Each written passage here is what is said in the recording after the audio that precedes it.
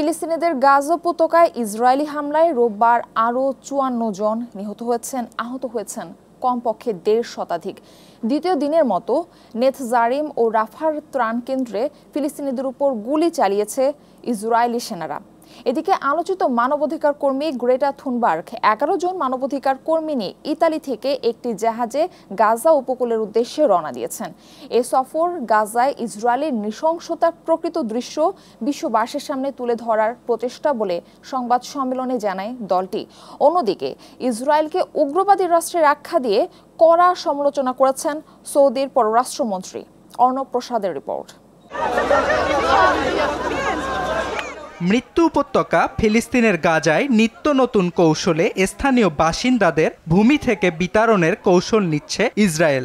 যুদ্ধবিরতি শর্ত ভেঙে দ্বিতীয় দফায় গাজায় ইসরায়েলের হামলার মাত্রা আরও ভয়ঙ্কর ও নৃশংস। পাশাপাশি ত্রাণ সরবরাহ আটকে দিয়ে কৃত্রিম দুর্ভিক্ষ সৃষ্টির অপচেষ্টা করছে নেতানিয়াহু প্রশাসন।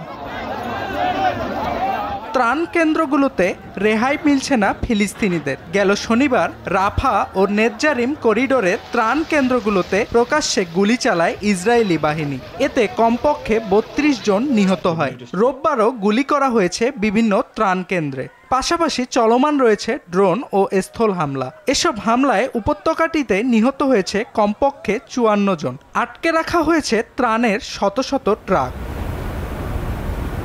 এদিকে ইসরায়েলি সেনার আগ্রাসনের বিরুদ্ধে প্রতিবাদ জানিয়ে অসহায় মানুষদের পাশে দাঁড়াতে গাজায় যাচ্ছেন সুইডিশ পরিবেশকর্মী গ্রেটা থুনবার্গ। রোববার একটি ত্রাণবাহী জাহাজে করে ইতালির সিসিলি বন্দর থেকে গাজার উদ্দেশ্যে যাত্রা শুরু করেন গ্রেটা ও আরও ১১ অধিকার কর্মী। ইসরায়েলি সেনার আগ্রাসনের চিত্র বিশ্বকে জানাতে এবং গাজার অসহায় মানুষদের পাশে দাঁড়াতেই মানবিক মিশনে যোগ দিচ্ছেন এই তরুণী।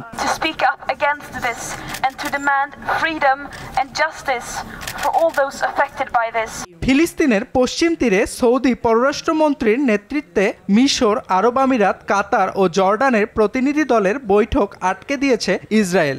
ইসরায়েলি নিষেধাজ্ঞার পরপরই এ ঘটনায় বিবৃতি দিয়েছেন সৌদি পররাষ্ট্রমন্ত্রী প্রিন্স ফয়সাল বিন ফারহান আল সৌদ। বিবৃতিতে ইসরায়েলকে উগ্রবাদী গোষ্ঠী হিসাবে উল্লেখ করেন তিনি। অর্ণব প্রসাদ, RTV।